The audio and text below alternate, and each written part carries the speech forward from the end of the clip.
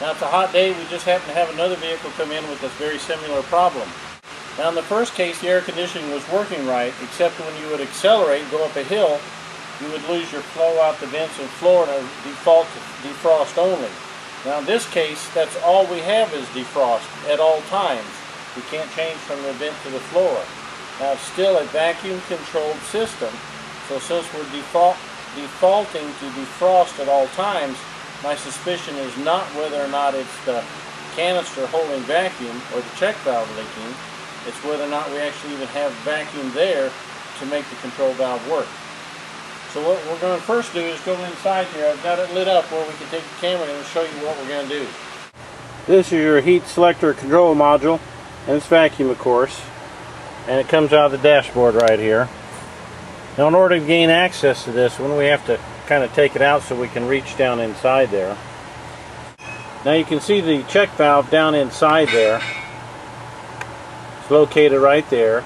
Now that check valve is a one-way valve. It's plugged into the feed line, which is drawing vacuum from the intake, and it comes up here, travels up to this color line, goes in the back of the module. So the first thing I want to know on this one is whether or not I have vacuum. So I'm going to pull that check valve out and see if I have vacuum on the input side of it.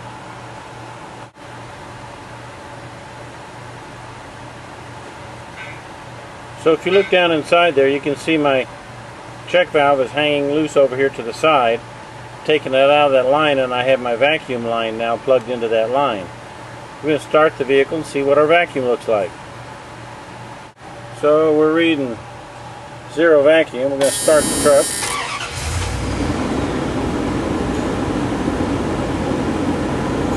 As you can see, I'm only reading about 3.5 to 4 pounds vacuum. That's not enough to operate this controller.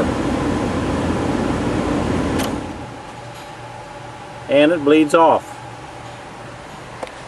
So this controller here needs vacuum to operate, and it's only got about 3 or 4 pounds of vacuum. So my problem lies somewhere where I am tapped in there and my vacuum line going in here. So I need to pull my vacuum line out there and insert my smoke machine and smoke it from there forward. So I'm going to pull my vacuum line out.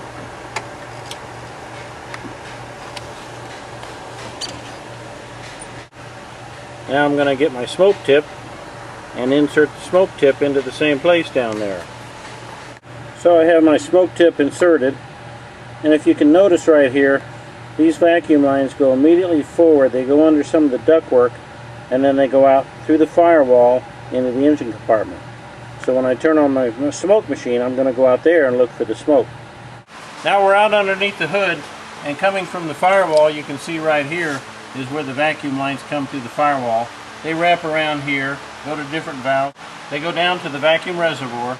Now I've got my smoke line on the inside coming this way because my vacuum source would be here. So I want to know from there this way, where am I losing my vacuum.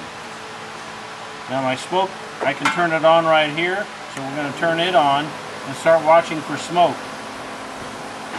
Now I have found that sometimes that smoke's a little bit hard to see unless you have a bright light like this.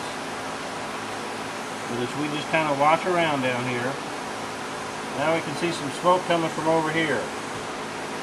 Now we've got smoke there. Let's see if we can kind of zero in on that a little bit.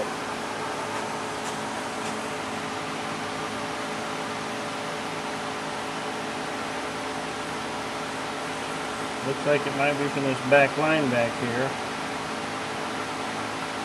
And sure enough, right in here, you can see the smoke coming out right through that break in that vacuum line. Now this vacuum line is coming from the intake, so my control is not getting vacuum. I'm going to cut that, splice that together, repair that, and then see if our system works. So we're going to snip that, cut the bad section out, put in a piece of vacuum line. Now we're going to go back around to the front and see if we got vacuum now. So I'm going to take my smoke lead out of here, take my vacuum gauge again, So we're plugged right back into the same vacuum line we were before. So this is intake vacuum. We start the truck. And now we're reading normal vacuum, where before we were only reading about 3 or 4 pounds. I hooked my vacuum line back up. I've got good vacuum. And now when I change the positions, I switch from the defrost to the vents to the floor. So again, a little hole in the plastic vacuum line is the problem.